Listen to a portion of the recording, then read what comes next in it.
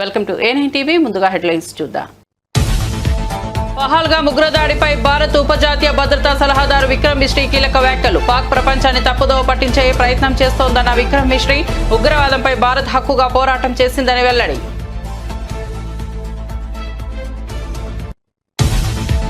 ఉగ్రవాదంపై పోరులో ప్రధాని మోదీకి అండగా ఉంటామన్న ఉప ముఖ్యమంత్రి పవన్ కళ్యాణ్. ఉగ్రవాదాన్ని ఉపేక్షించేది లేదు, పాకిస్తాన్కు గుణపాఠం తప్పదు అని వెల్లడి. ప్రధాని మోదీ నిర్ణయాలకు సంపూర్ణ మద్దతు, చివరి ఉగ్రవాదిని ఏరివేసే వరకు అండగా ఉంటామని వ్యాఖ్య.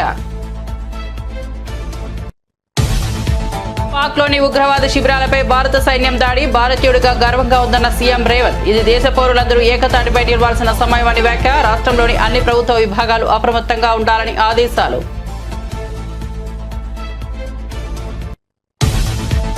ఢిల్లీలో అమిత్ షా అత్యవసర సమీక్ష. పహల్గామ్ ఉగ్రదాడికి బదులు తీర్చుకున్న భారత్. పీఓకేలోని ఉగ్రవాద శిబిరాలపై దాడులు, ఆపరేషన్ సింధూర్ విజయవంతం. పాక్, నేపాల్ సరిహద్దు రాష్ట్రాలతో సీఎంతో Amit Shah video conference. Operation Sindoor తర్వాత తొలిసారి కేంద్ర కేబినెట్ సమావేశం. దేశ భద్రతాపరమైన పరిమాణాలను సమీక్షించేందుకు ప్రధాని నరేంద్ర మోదీ కీలక చర్యలు. పౌరుల భద్రతే తమ ప్రాథమిక లక్ష్యమని కేంద్ర వర్గాలు స్పష్టం.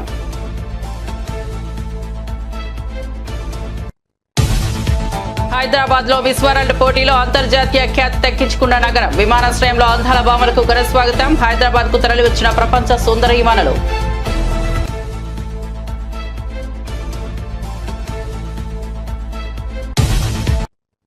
ఇక వార్తా వివరాల్లోకి వెళ్తే, పహల్గామ్ ఉగ్రదాడిపై దర్యాప్తు అనంతరం భారత్ ఉపజాతీయ భద్రతా సలహాదారు విక్రమ్ మిశ్రీ కీలక వ్యాఖ్యలు చేశారు. పాకిస్తాన్ ప్రపంచంలో ఉగ్రవాదులకు సురక్షిత ఆశ్రయంగాను, శిక్షలేమి వాతావరణంగా మారిందని ఆరోపించారు. నిషేధిత అంతర్జాతీయ ఉగ్రవాదులు అక్కడ నిర్బంధం లేకుండా తిరుగుతున్నారని చెప్పారు. పాకిస్తాన్ ఉద్దేశపూర్వకంగా అంతర్జాతీయ వేదికలను తప్పుదారి పట్టిస్తోందని విమర్శించారు. ఆపరేషన్ సింధూర్ పై జరిగిన Indian army joint press meet లో మాట్లాడుతూ, ఏప్రిల్ 22న లష్కరే తోయిబా అనుబంధిత ఉగ్రవాది పహల్గామ్ లో పర్యాటకులపై దాడి చేశారని, దాంతో 25 మంది భారతీయులు, ఒక నేపాలీ పౌరుడు మృతి చెందారని చెప్పారు. ఇది 2008 ముంబై దాడి తర్వాత పౌరులపై జరిగిన తీవ్రమైన ఉగ్రహింసగా పేర్కొన్నారు.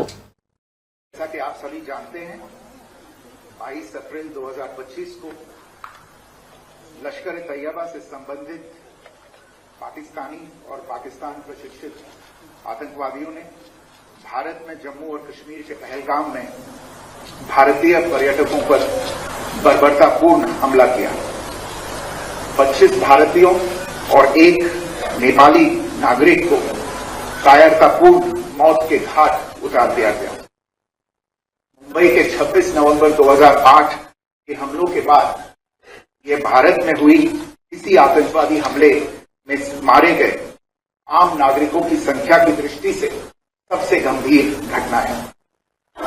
पहलगाम का हमला अत्याधिक बर्बरतापूर्ण था, जिसमें वहां मौजूद लोगों को करीब से और उनके परिवारों के सामने सिर पर गोली मारी. पाकिस्तान दुनिया भर में आतंकवादियों के लिए एक शरण स्थल के रूप में पहचान बना चुका है. यहां अंतर्राष्ट्रीय स्तर पर प्रतिबंधित आतंकवादी सजा पाने से बचे रहते हैं. इसके अलावा पाकिस्तान ने इस मुद्दे पर विश्व और फाइनेंशियल एक्शन टास्क फोर्स जैसे अंतर्राष्ट्रीय मंचों को जानबूझकर गुमराह करने के लिए भी जाना जाता है. साजिद मीर का मामला, जिसमें इस आतंकवादी को पाकिस्तान ने मृत घोषित कर दिया था और फिर अंतर्राष्ट्रीय दबाव के परिणाम स्वरूप वो जीवित पाया गया, इसका सबसे स्पष्ट उदाहरण है. ये स्वाभाविक है कि पहलगाम में हुए इस हमले से जम्मू और कश्मीर के साथ साथ भारत के अन्य भागों में भी పహల్గామ్ ఉగ్రదాడి బాధితులకు న్యాయం చేయడమే లక్ష్యంగా భారత సాయుధ దళాలు ఆపరేషన్ సింధూర్ను ప్రారంభించారని కమాండర్ ఓమికా సింగ్ తెలిపారు. ఈ ఆపరేషన్ లో 9 ఉగ్రవాద శిబిరాలను లక్ష్యంగా చేసుకుని విజయవంతంగా ధ్వంసం చేశామని చెప్పారు. గత 3.5 దశాబ్దాలుగా పాకిస్తాన్ ఉగ్రవాద మౌలిక సదుపాయాలను నిశ్చిత ప్రణాళికతో నిర్మిస్తూ వచ్చిన విషయాన్ని ఆమె గుర్తు చేశారు. నియామక కేంద్రాలు, బోధనా శిబిరాలు, ప్రారంభ శిక్షణతో పాటు రిఫ్రెషర్ కోర్సులకు అనువైన శిక్షణ ప్రాంతాలు, హ్యాండర్ల కోసం ప్రత్యేక లాంచ్ ప్యాడ్లు ఏర్పరిచిన సంక్లిష్ట వ్యవస్థను భారత్ ఈ దాడుల ద్వారా ఛేదించిందని వివరించారు. On the terror camps were undertaken through precision capability, as shown to you, a niche technology weapons with careful selection of warheads was ensured so that there will be no collateral damage. The point of impact in each of the target was a specific building or a group of buildings. All the targets were neutralized with clinical efficiency, and the results reiterate the professionalism of the Indian Armed Forces in the planning and execution of their operations. No military establishments were targeted. India has demonstrated considerable restraint in its response. However, it must be said that the Indian Armed Forces are fully prepared to respond to Pakistani misadventures, if any, that will escalate the situation. By Indian Armed Forces to deliver justice to the victims of Pahalgam terror attack and their families. 9 terrorist camps were targeted and successfully destroyed. Over the last 3 decades, Pakistan has systematically built terror infrastructure. It is a complex web of recruitment and indoctrination centers, training areas for initial and refresher courses, and launch pads for handlers. These camps are located both in Pakistan as well as Pakistan-occupied Jammu and Kashmir. బుధవారం ఉదయం భారత్ ప్రారంభించిన operation Sindoor అనంతరం దేశ భద్రతాపరమైన పరిణామాలను సమీక్షించేందుకు ప్రధాని నరేంద్ర మోదీ కీలక చర్యలు చేపట్టారు. పాక్ మరియు పాక్ ఆక్రమిత కశ్మీర్లోని ఉగ్రవాద శిబిరాలపై దాడుల అనంతరం ప్రధాని కేంద్ర కేబినెట్ సమావేశానికి అధ్యక్షత వహించారు. అధికారుల సమాచారం ప్రకారం దేశ భద్రతాపరమైన తదుపరి దిశను నిర్ణయించేందుకు కేబినెట్ భద్రతా సంఘం అత్యవసరంగా సమావేశమవుతోందని వెల్లడించారు. ఉగ్రదాడికి భారత ప్రభుత్వం గట్టిగా స్పందిస్తోందని, పౌరుల భద్రతే తమ ప్రాథమిక లక్ష్యమని కేంద్ర వర్గాలు స్పష్టం చేశాయి. తెలంగాణ సీఎం రేవంత్ రెడ్డి హైదరాబాద్ లో జరిగిన భద్రతా సమీక్ష సమావేశం అనంతరం కేంద్రం చేపట్టిన ఆపరేషన్ సింధూర్పై సమీక్ష నిర్వహించారు. దేశ భద్రత కోసం ప్రాణాలు అర్పిస్తున్న భారత సైన్యానికి సంఘీభావంగా తెలంగాణ ప్రభుత్వం నిలుస్తుందని ప్రకటించారు. ఈ నేపథ్యంలో ఆర్మీకి మద్దతుగా రాష్ట్ర వ్యాప్తంగా సంఘీభావ ర్యాలీ నిర్వహించనున్నట్లు ప్రకటించారు. హైదరాబాద్ లోని ఎల్బీ నగర్ నుండి ట్యాంక్ బండ్ వరకు ర్యాలీ నిర్వహించనున్నట్లు సమాచారం. పాకిస్తాన్లోని ఉగ్రవాద స్థావరాలపై భారత్ చేపట్టిన ఆపరేషన్ సింధూర్ దేశానికే గర్వకారణమని ఆంధ్రప్రదేశ్ డిప్యూటీ సీఎం పవన్ కళ్యాణ్ తెలిపారు. పహల్గాం ఘటనకు ప్రతీకారం తీర్చుకోవాలని దేశమంతా ఎదురు చూసిందని, ప్రధానమంత్రి నరేంద్ర మోదీ నేతృత్వంలో భారత రక్షణ దళాలు పాక్కి తగిన బుద్ధి చెప్పాయన్నారు. పాకిస్తాన్ కు అనుకూలంగా మాట్లాడే నేతలు తమ వైఖరిని మార్చుకోవాలని హెచ్చరించారు. భారత సైన్యాన్ని కించపరిచే విధంగా సోషల్ మీడియాలో తప్పుడు ప్రచారం చేసిన వారిపై కఠిన చర్యలు తీసుకుంటామని చెప్పారు. దేశ భద్రతకు సంబంధించి భారత సైన్యం తీసుకున్న ఈ కార్యాచరణ పట్ల ఆయన అభినందనలు తెలిపారు. దేశ గౌరవాన్ని నిలబెట్టిన సైనికులకు ప్రతి పౌరుడు కృతజ్ఞతలు తెలియజేయాలని పిలుపునిచ్చారు. ఏప్రిల్ 22వ తారీఖున పహల్గామ్లో టూరిస్టులుగా వెళ్ళిన చాలామందిని మతం పేరు మీద అడిగి చాలా ఘాతుకంగా చంపేశారు. దేశం మొత్తం పుట్టెడు శోకంలో మునిగిపోయింది. నువ్వు హిందువా కాదా అని చెప్పి అడిగి మరీ చంపేసిన విధానం చాలా చాలా దారుణంగా ఉంది. చనిపోయిన 27 మందిలో కూడా 2 ఆంధ్ర ప్రాంతానికి చెందిన వాళ్ళు కూడా ఉన్నారు. హిందువా ముస్లిమా అనే అర్థం తేల్చుకోవడానికి కల్మా చదవము. ఇంత ఘాతుకంగా చంపిన తర్వాత దేశం మొత్తం కూడా ఒక డెసిసివ్ యాక్షన్, ఒక బోల్డ్ యాక్షన్ కోసం ఎదురు చూస్తుంది. అది నిన్న రాత్రి జరగటం. ఇలాంటి సమయంలో దాదాపు 9 ప్రాంతాల్లో 15 కిలోమీటర్ల నుంచి దాదాపు 200 కిలోమీటర్ల లోపల వరకు వెళ్ళి భారతదేశ సైన్యం అక్కడున్న మిలిటరీ ఎస్టాబ్లిష్మెంట్స్కి దాడి చేయకుండా, అక్కడున్న సివిలియన్ క్యాజువాలిటీస్ లేకుండా కేవలం ఎవరైతే ఉగ్రవాద సంస్థలు ఉన్నాయో, ముఖ్యంగా ఈ 3 సంస్థల మీద ప్రత్యేకించి దాడులు జరపడం, వాటిని ధ్వంసం చేయడం నిజంగా ఇది భారతదేశం ప్రతి ఒక్కరు హర్షించదగ్గ విషయం. ఎందుకంటే 90s నుంచి కూడా కశ్మీర్ అనేది మనకి ఎప్పటి నుంచి Kashmir is an integral part of our nation. As undeniable fact. అది పాకిస్తాన్ ప్రేరేపిత ఉగ్రవాద మూకలు ఇది 90లో కూడా ఇలాగే కశ్మీరీ హిందూస్ని కశ్మీరీ పండిట్స్ని చంపేశారు. ఇట్లాగే చంపేసి కొంతమంది గతంలో కూడా చంపేస్తే అలాగే వాళ్ళని అంత్యక్రియలు చేయడానికి వాళ్ళని శ్మశానం దగ్గర తీసుకెళ్తే అక్కడ కూడా మిగతా కొంతమంది హిందువులను చంపేశారు. సో హిందువుల మీద దాడి అనేది ఇది అనాదిగా జరుగుతూనే ఉంది. కానీ I think it is a right time to take a decisive and bold action. It's a commendable job done by our army personnel and defense personnel, and we have to appreciate them. We'll stand by them under the leadership of Honorable Prime Minister Modi ji. We will stand by you, sir, and whatever you have taken, whatever decision, bold action, bold decision you take, we're going to stand by you. We are with you. This is a time of war, not a full-blown war, but it is a protracted war, which will continue for a long time. And Pakistan should be taught a tough lesson, because they are the ones who are harboring these terrorists. No matter where a bomb blast happened, including in Hyderabad, including in Lumbini Park few decade plus back, in Gokul Chat, this has become a menace. I think under the new leadership of Modi ji, the tough leadership of Modi ji, central government will take a decisive action on any kind of terrorist and any kind of terrorism act. At the same time, I appeal to all the people of our nation, as a civilian person, when military is waging a war, what we have to do? Military యుద్ధం చేస్తున్నప్పుడు మనం ఏం చేయగలం అని అనుకున్నప్పుడు ప్రతి civilian కూడా, including all the civilians of our nation, we have a role to play. Make sure any kind of anti-national rhetoric happens on social media. Make sure you give a counter-attack. Make sure they'll be brought to justice. Make sure you'll be conveyed to the relevant cybercrime departments. And also, please make sure we'll file cases on them. And also I have conveyed to our DGP also today morning, anybody from the state of Andhra Pradesh, anyone who goes anti-national and who goes against this war will be booked under very severe cases, and they have to be reminded they belong. Any kind of attack on a nation from outside or within nation will be taken quite seriously. They have to take this into consideration, and they have to, especially celebrities, especially who think they're social media influencers, don't comment about army. You don't know the ABC of how to safeguard the borders of this nation. You never know. So, as the dogs are barking right now, simply don't bark on social media. Anything about entire nation. Please don't bark on social. పాకిస్తాన్లో ఉగ్రవాద స్థావరాలపై భారత సైన్యం ముట్టడి నిర్వహించిన నేపథ్యంలో ఆంధ్రప్రదేశ్ వ్యాప్తంగా ప్రజల్లో ఉత్సాహం కనిపించింది. భారత సైన్యం దాడులకు మద్దతుగా విజయవాడలో బీజేపీ ఆధ్వర్యంలో భారీగా సంబరాలు నిర్వహించారు. టపాసులు కాల్చుతూ జాతీయ జెండాలతో నినాదాలు చేస్తూ ప్రజలు ఉత్సాహంగా పాల్గొన్నారు. బీజేపీ పార్టీ కార్యాలయం నుంచి సీతారాంపురం వరకు విజయరథం వలె ర్యాలీ సాగింది. దేశ భద్రత కోసం ప్రాణాలను సైతం లెక్క చేయని భారత జవాన్ల ధైర్యాన్ని ప్రశంసిస్తూ దేశభక్తిని ప్రదర్శిస్తూ యువత, మహిళలు పెద్ద సంఖ్యలో పాల్గొన్నారు. ఈ సందర్భంగా భారత్ మాతాకి జై నినాదాలతో వాతావరణం మారుమోగిపోయింది.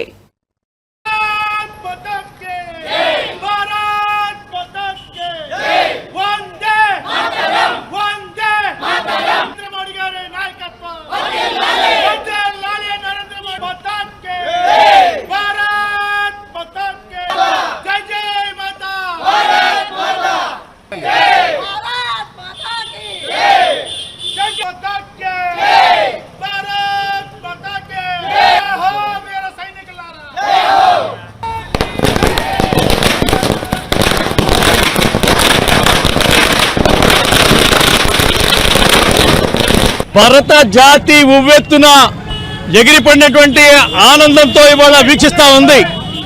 ఏ పాకిస్తానీ ఉగ్రవాదులైతే భారతదేశ ప్రజల మీద దాడి చేయాలని ప్రయత్నం చేశారు, ధర్మం మీద ఆక్రమించాలని ప్రయత్నం చేశారు, సరైన సమాధానం నిన్న రాత్రి 1:40 తీర్పునిచ్చినటువంటి పరిస్థితి. వీరులైనటువంటి భారత సైనికులు ముష్కర మూకల ఉగ్రవాద శిబిరాల మీద దాడి చేసి ఎవరైతే రూపకల్పన చేశారో, సూత్రధారున్నారో వాళ్ళని అంతమొందించినందుకు ఇవాళ ఆనందాది హర్షాతి రేఖలు వ్యక్తం చేస్తూ ఈ రోజున మనం టపాకాయల సంబరం చేయడం జరిగింది. భారతదేశానికి గెలుపు సునాయాసనం అయినా పాకిస్తాన్ పట్ల కరోనాలో కూడా గోధుమలు పంచి ఆహారాన్ని ఇచ్చి కాపాడినటువంటి నరేంద్ర మోడీ గారు భారతదేశం పట్ల కక్షాపూర్తి వివరించి వాళ్ళ యొక్క దుర్నీతిని బయటపెట్టారు. ఇటువంటి పరిస్థితుల్లో జరిగినటువంటి పహల్గామ్ యొక్క కుట్ర ఏదైతే ఉందో ఛేదించడం కోసం వీరులైన భారత సైనికుల యొక్క ఆయుధాలతో ఉగ్రముఖుల మీద దాడి చేసి సరైన సమాధానం చెప్పడాన్ని దేశం మొత్తం కూడా ఇవాళ ఆస్వాదిస్తోంది. దేశం బయట దేశం యొక్క వ్యతిరేకమైనటువంటి శక్తులు, దేశం లోపల దేశం గాలి పీల్చి దేశం అన్నం తిని దేశం మట్టి మీద బతుకుతూ ఈ దేశం నాశనాన్ని కోరుకున్నటువంటి వ్యతిరేక శక్తులకి ఒకటే సమాధానం. దేశం కావాలనుకుంటే దేశంలో, దేశం వద్దనుకుంటే దేశం బయట ఉన్నవారు ఎవరైనా సరే భారతదేశం పట్ల భయంతో బతకాల్సిందే, గౌరవంతో బతకాల్సిందే, క్రమశిక్షణతో బతకాల్సిందే.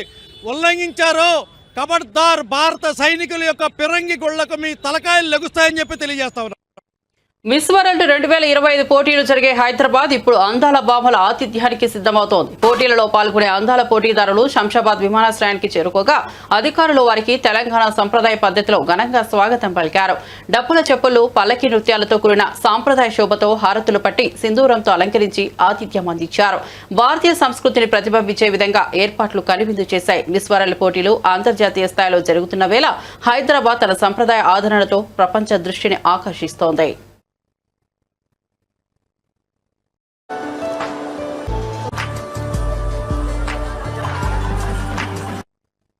తాడేపల్లిలోని వైఎస్ఆర్సీపీ కేంద్ర కార్యాలయంలో మాజీ సీఎం వైఎస్ఆర్సీపీ అధినేత వైఎస్ జగన్మోహన్ రెడ్డి సమక్షంలో పలువురు రాష్ట్ర స్థాయి ఉద్యోగ సంఘాల నాయకులు పార్టీలోకి చేరారు. ఏపీ ఎన్జీఓ మాజీ రాష్ట్ర అధ్యక్షులు బివి సుబ్బారావు, బండి శ్రీనివాసరావుతో పాటు ఉమామహేశ్వరరావు, ఎం విజయసింహారెడ్డి, తోట సీతారామాంజనేయులు అసోసియేషన్ మాజీ నేతలు వైఎస్ఆర్సీపీలో చేరారు. ఈ కార్యక్రమంలో వైఎస్ఆర్సీపీ ఎంప్లాయీస్ వింగ్ రాష్ట్ర అధ్యక్షుడు ఎన్ చంద్రశేఖర్ రెడ్డి పాల్గొన్నారు. పార్టీకి బలమిచ్చే కీలక నేతల చేరికతో వైఎస్ఆర్సీపీలో ఉత్తేజం నెలకొంది. విశాఖపట్నంలోనే కంపెనీలకు ఎకరాల కొద్దీ భూములు 99 పైసలకే కేటాయించడం ఎంతవరకు న్యాయమని మాజీ ఎమ్మెల్యే విశ్వేశ్వరరెడ్డి ప్రశ్నించారు. అదేవిధంగా అనంతపురంలో పరిశ్రమలు పెట్టేందుకు ఎందుకు భూములు ఇవ్వడం లేదని మండిపడ్డారు. ఒకే రాష్ట్రంలో ప్రాంతాల వారీగా వివక్ష చూపడం సరికాదని, విశాఖలో కంపెనీలకు విరివిరిగా భూములు ఇచ్చి రాయలసీమ జిల్లాలను నిర్లక్ష్యం చేయడం ప్రభుత్వ వైఫల్యమని వ్యాఖ్యానించారు. చంద్రబాబు నాయుడు గారి మనకు మభ్యపెట్టే మాటలు చెప్పి ముందుకు పోతున్నాడు అనేటువంటిది ఈ సందర్భంగా నేను తెలియజేస్తా ఉన్నా. మేము ఒకటే అడుగుతా ఉన్నాం. ఇప్పుడు టీసీఎస్ కంపెనీకి వైజాగ్లో 99 పైసలకు భూమి ఇస్తావు. ఉర్సా లాంటి 3 నెలలు కూడా పుట్టినటువంటి కంపెనీలకు 99 పైసలకు భూములు ఇస్తా ఉన్నావు. మీ అనుయాయులకంతా భూములు 99 పైసలకే కట్టబెడతావు. అసలు 99 పైసలు అనేది ఉందా? 99 పైసలు ఎక్కడైనా చూడగలమా మనం? ఈరోజు 99 పైసలు భూములు కట్టబెడతా ఉన్నాడు, ఉద్యోగాలు కల్పిస్తారు వాళ్ళని చెప్పి. మా జిల్లాలో విస్తారంగా ఉన్నాయి కదా, అతి విశాలమైనటువంటి జిల్లా కదా అనంతపూర్ జిల్లా. ఈ జిల్లాలో లక్షల ఎకరాలు బీడ్లుగా ఉన్నాయి. ఇక్కడ ఎందుకు అట్లాంటి సౌకర్యం మీకు కల్పించాలని నేను అడుగుతా ఉన్నా. అనంతపూర్ జిల్లా లాంటి జిల్లాలు మీకు అత్యధిక స్థానాలు ఇచ్చినటువంటి జిల్లా ఇవి. మరి ఇక్కడ ఎందుకు మీరు అవసరమైన భూములు కేటాయించి ఇక్కడ భారీ పరిశ్రమలు తేవడానికి ఎందుకు ప్రయత్నించాలని చెప్పి నేను చంద్రబాబు నాయుడు గారిని అడుగుతా ఉన్నా ఈ సందర్భంగా. అందుకని ఈ రాష్ట్ర ప్రభుత్వం విధానాలు ఈరోజు అభివృద్ధి చెందిన ప్రాంతాలను మరింత అభివృద్ధి వైపుగా, వెనుకబడిన ప్రాంతాలను మరింత పాతాళంలో పడేసేటువంటి విధంగా ఉన్నాయి ఈ విధానాలు సవరించుకోవాలని చెప్తున్నాం. ఇదే సందర్భంగా ఉరవకొండ ప్రాంతంలో జీడిపల్లి రిజర్వాయర్కు దాదాపు 645 మంది రైతులకు ఒక్కొక్కరికి 10 లక్షల ప్రకారం ఒక ప్యాకేజ్ కూడా సిద్ధం చేసి రెడీగా ఉంది. జీడిపల్లి గ్రామ పునర్నిర్మాణం చేయాల్సినటువంటి అవసరం ఉంది. వాళ్ళకు వెంటనే కూడా దాదాపు 55 కోట్ల రూపాయలు వాళ్ళకు వెంటనే ఇవ్వాలనేటువంటిది కూడా చంద్రబాబు నాయుడు గారు వచ్చిన సందర్భంగా వాటిని అనౌన్స్ చేయాలని చెప్పి నేను కోరుతా ఉన్నా. అదేవిధంగా ఇప్పటికే టెండర్లు పిలిచి పనులు స్టార్ట్ కావాలా. గుంటకల్లు, అదేవిధంగా వజ్రకరూరు చెరువులకు నీళ్ళిచ్చేదాన్ని కూడా దానికి అవసరమైనటువంటి అనౌన్స్.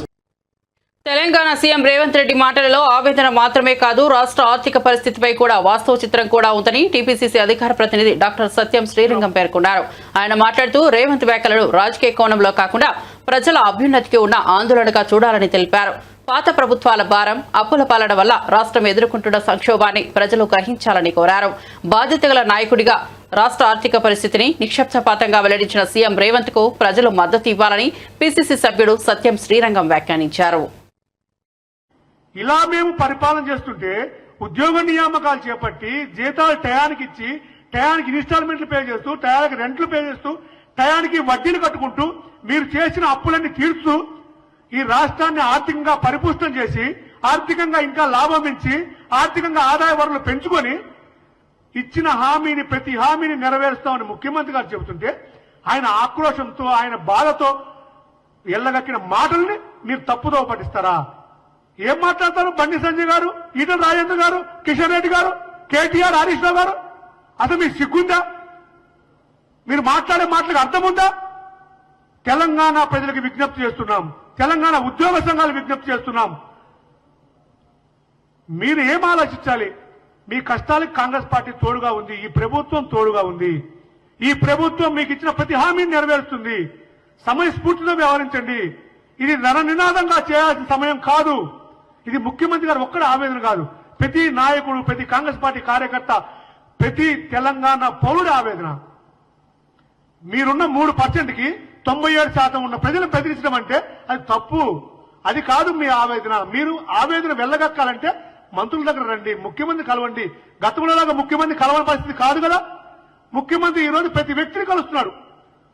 ఈ రాష్ట్రానికి ఏది మంచి సరే ఆ వ్యక్తికి సలహా తీసుకుంటున్నారు. 24 గంటల్లో 18 గంటలు ముఖ్యమంత్రి గారు పనిచేస్తున్నారు. ఇంకేం చేయాలి? ఈ రోజు కూడా నేను ఒకటే చెప్తాను, రాష్ట్ర కాంగ్రెస్ పార్టీ అధికార ప్రతినిధిగా, ముఖ్యమంత్రి గారు ఆవేదన అర్థం చేసుకోండి. ఈ రాష్ట్రాన్ని గాడిలో పెట్టే పరిస్థితికి మీరు సహకరించండి. మీ యొక్క ప్రతి విలువైన కోరిక, మీరు విలువైన డిమాండ్, అది సానుకూలంగా స్పందించడానికి ఈ ప్రభుత్వం సిద్ధంగా ఉంది. ఇంతకుముందే టీవీలో చూసాం, దాని మీద ఒక ఐఏఎస్ కమిటీ వేశారు ఉద్యోగ వాళ్ళ సమస్యల మీద. అదేవిధంగా ఆర్టీసీ కార్మికులతో మా ఆర్టీసీ మంత్రి వారు పొన్నం ప్రభాకర్ గారు చర్చలు జరిపించారు, సఫలమైంది. మేమేమన్నా చర్చల ద్వారా సఫలం చేసుకోండి, చర్చల ద్వారా సమస్యలు పరిష్కరించుకోండి, చర్చల ద్వారా మీ డిమాండ్లు పరిష్కరించుకోండి అని మేము కోరుకుంటుంది ఈ ప్రభుత్వం.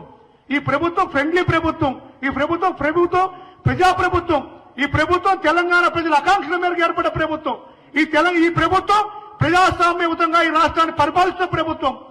ఇలాంటి పరిస్థితుల్లో మీరు మాట్లాడడం, అవాకులు చెవాకులు మాట్లాడడం తగదు. మీరు ప్రతిపక్షాల కుట్రలో భాగం కావద్దు. మీరు ప్రతిపక్షాల కుట్రలో మీరు పావులు కావద్దు. ప్రతిపక్షాల కుట్ర మీరు. హైదరాబాద్ లో భద్రతా దళాల ఆధ్వర్యంలో డిఫెన్స్ మాక్ డ్రిల్ ప్రారంభమైంది. Secunderabad, Varedpally, Kacheguda railway station, Hitec City Cyber Towers, Telangana Secretariat కూడలి వంటి కీలక ప్రాంతాల్లో సైరన్లు మోగడంతో నగర వాసుల్లో కాసేపు ఉత్కంఠ నెలకొంది. సెక్రటేరియట్ వద్ద 2 నిమిషాల పాటు ఫైర్ సిబ్బంది సైరన్ మోగించారు. అత్యవసర పరిస్థితి ఉత్పన్నమైతే ఎలా స్పందించాలో తెలుసుకునే ఉద్దేశంతో మాక్ డ్రిల్ చేపట్టినట్లు అధికారులు తెలిపారు. నగరంలో జరిగే ఈ ముందస్తు భద్రతా సిద్ధాంత పరీక్షల వల్ల ప్రజలు భయపడాల్సిన అవసరం లేదని, ఇది కేవలం అవగాహన పెంచే చర్య అని వెల్లడించారు.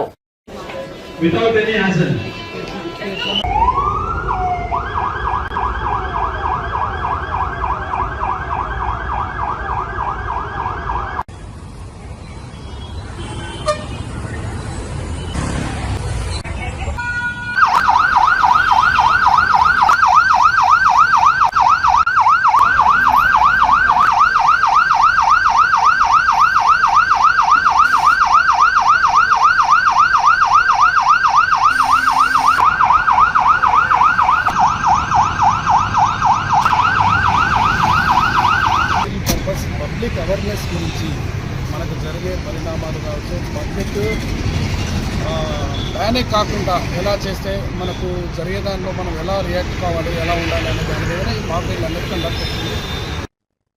సిద్దిపేట మండలం ఈర్కోడ్ గ్రామంలోని ఐకేపీ సెంటర్ ను సందర్శించిన మాజీ మంత్రి ఎమ్మెల్యే హరీష్ రావు వర్షానికి తడిసి మొలకెత్తిన ధాన్యాన్ని పరిశీలించారు. వెంటనే ధాన్యం కొనుగోలు చేయాలని అధికారులు ఆదేశించారు. రైతులకు అండగా ఉంటానని భరోసా ఇచ్చారు. ఈ సందర్భంగా సీఎం రేవంత్ రెడ్డిపై తీవ్రంగా విరుచుకుపడ్డారు. అందాల పోటీల మీద పెట్టే శ్రద్ధ రైతుల మీద పెట్టడం లేదు. బ్యాగులు కూడా ఇవ్వలేని పరిస్థితి వస్తే అది పాలనా వైఫల్యమని విమర్శించారు. కేసీఆర్ హయాంలో ఇలాంటి ఆలస్యాలు ఎప్పుడూ లేవని గుర్తు చేశారు. రైతుల ఉసురు పోసుకుంటున్న రేవంత్ పాలన చేత కాకపోతే రాజీనామా చేయాలంటూ సూటిగా మండిపడ్డారు. రేవంత్ రెడ్డి మాటలు కోటలు దాటుతున్నాయి గాని చేతలు గడప దాటిన పరిస్థితి ఉంది. హైదరాబాద్ లో కూర్చొని అందాల పోటీల మీద రోజు రివ్యూ చేస్తా ఉన్నాడు రేవంత్ రెడ్డి. కానీ అకాల వర్షాల వల్ల కల్లాల్లో వడ్లు మొలకలెత్తుతా ఉన్నాయి. కొనే దిక్కు లేదు. అధికారులు ఎవరు కూడా కల్లాలకు తిరగడం లేదు. రైతులు బోరున విలపిస్తా ఉన్నారు. మూలిగే నక్క మీద తాటిపండు పడ్డట్టు అయిపోయింది రైతుల పరిస్థితి. నీ పుణ్యమాని రుణమాఫీ కాకపాయే, రైతు బంధు వడకపాయే, ఏదో కష్టపడి ఆరుగాలం కష్టం చేసి అప్పులు తెచ్చి పంట పండిస్తే ఈ వడగళ్ల వానతో అకాల వర్షాలతో పండిన పంట కొనే దిక్కు లేక ఇలా రైతులు తీవ్రమైనటువంటి ఆవేదనలో ఉన్నారు. రేవంత్ రెడ్డి కొంచెం రైతుల గురించి పట్టించుకో. చిల్లర మాటలు మాట్లాడు కాదు. రాష్ట్ర ఆదాయం పెంచడం చేత కాదంటావు, అప్పులు ఉడతలేవని మాట్లాడుతావు. అసలు నువ్వు ఒక ముఖ్యమంత్రిగా నువ్వు పూర్తిగా ఫెయిల్ అయిపోయినావు. ఇప్పుడు ఈ కొత్త ముచ్చట్న కేసీఆర్ ఉండగా 11 విడతల్లో కరోనా వచ్చినా, పెద్ద నోట్ల రద్దయినా, ఆర్థిక మాంద్యం ఉన్నా ఎన్నడూ రైతు బంధు పైసా రూపాయి ఆగలే. కేసీఆర్ గారు ఉన్నప్పుడు ఏ రోజు వడ్ల కొనుగోలు విషయంలో గింత తిప్పలు కాలే. నువ్వు వచ్చినాకనే అయితే కాంటాలు పెడతలేరు, లారీలు వస్తలేవు, సంచులు పంపినరు. 100 సంచులు ఇస్తే 40 సంచులు పొక్కలు పడే ఉన్నాయి. ఆ సంచులన్నా చక్కగా ఇచ్చే పరిస్థితి లేదు. అసలు నువ్వు గన్ని బ్యాగులు కూడా కొత్తవి కొని రైతులకు ఇచ్చే తెలివి తేటలు కూడా మీకు లేవా అని నేను అడుగుతా ఉన్నా. ఇక సంచులు కూడా సప్లై చేసే శాతం అయితే లేదా మీ గవర్నమెంట్కు? నా గన్ని బ్యాగులు దొరికాయి, లారీలు రావు, కాంటాలు పెట్టరు, ఆ మిల్లులకు పోతే దించుకోడు, 5 కిలోల తరగంటున్నారు, రైతుల్ని ఇబ్బంది పెడతా ఉన్నారు. నేను ఇలా సిద్దిపేట రూరల్ మండలం ఇరుకోడు గ్రామంలో వస్తే ఏ కుప్పలో చేయి పెట్టినా కూడా మొలకెత్తిన వడ్లే కనబడతా ఉన్నాయి. హైదరాబాద్ లో కూర్చొని ఉత్తమ్ కుమార్ రెడ్డి ఏమో మేము కొంటున్నాం అంటే ఏడ కొంటున్నాం మరి? మొలకలెత్తి ఈరోజు వడ్లు నల్లబడిపోతున్నాయి. ఇప్పుడు వర్షం పడంగానే వెంటనే ఎత్తి రైస్ మిల్లులకు అలాట్మెంట్ ఇచ్చి బాయిల్ రైస్ చేసుకోవచ్చు కదా. రెవెన్యూ వ్యవస్థ ఏం చేస్తున్నారు? కలెక్టర్లు, ఆర్డీఓలు, ఎంఆర్ఓలు, DM civil supplies, agriculture department ఏం చేస్తుంది అని నేను అడుగుతా ఉన్నా. ఆ రోజు కేసీఆర్ గారి ప్రభుత్వం ఉన్నప్పుడు ఆయన వాన పడితే ఎంఆర్ఓలు పోయి సెంటర్లలో కూర్చొని ఆర్ఐఓ కాడ, డిటిఓ కాడ, ఎంఆర్ఓ కాడ కూర్చొని ఆర్డీఓలు తిరుక్కుంటా మిల్లులకు వెంటనే దించిపిచ్చి రైతుల్ని కాపాడుకునే ప్రయత్నం చేసినాం. నువ్వు రైతు బంధు చేయపోతివి, రుణమాఫీ చేయపోతివి, కనీసం పండిన వడ్లు కూడా కొనే తెలివి లేదా నీ ప్రభుత్వానికి అని అడుగుతా ఉన్నా. చేత కాకపోతే దీపో. ఎందుకంటే నువ్వు అప్పు ఉట్టదంటావు, పైసా పెంచనంటావు, వడ్లు కొననంటావు, రైతు బంధు వేయనంటావు, రుణమాఫీ చేయనంటావు. మరి ఇక నువ్వు ఎందుకున్నావు? ఆనాడేమో పాకిస్తాన్ పై యుద్ధానికి భారత్ దూరంగా ఉండాలని, పోరాటం ఉగ్రవాదం మీద మాత్రమే కేంద్రీకృతం అవ్వాలని సిపిఐ సీనియర్ నాయకుడు నారాయణ హితవు పలికారు. భారత ఆర్మీ ఉగ్రవాదులను హతమార్చడానికి ట్రైనింగ్ తీసుకుంటోందని, పాక్ పై యుద్ధం చేయడానికి కాదని అన్నారు. ఉగ్రవాదం అంతమయ్యే వరకు పోరాటం న్యాయమే, కానీ పాక్ పౌరులు ప్రభుత్వంపై దాడులు చేయడం సమంజసం కాదని తెలిపారు. అలా చేస్తే ఉగ్రవాదానికి మరింత బలం చేకూరుతుందని హెచ్చరించారు. పాక్ కూడా ఉగ్రవాద నిర్మూలనలో భారత్ కు సహకరించాలన్నారు. శాంతి సహనంతో సమస్యలకు పరిష్కారం కనుగొనాలని నారాయణ సూచించారు.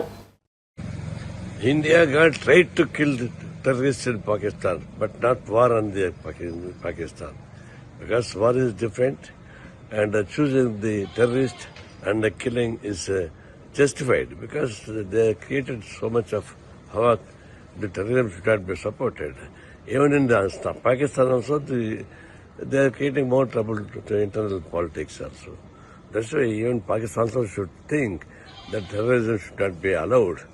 The Pakistan and India also put together to fight against the terrorism. Wherever terrorists, they should be killed. But the CPI is against of the war in Pakistan, because the war is nothing but it would be strengthened against the terrorists. That we should not use that weapons against the Pakistan people or government. Then terrorism will be strengthened. That's why we appeal that our fight should be only targeted terrorists, not on the Pakistan. మరిన్ని updates కోసం చూస్తూనే ఉండండి A9 TV.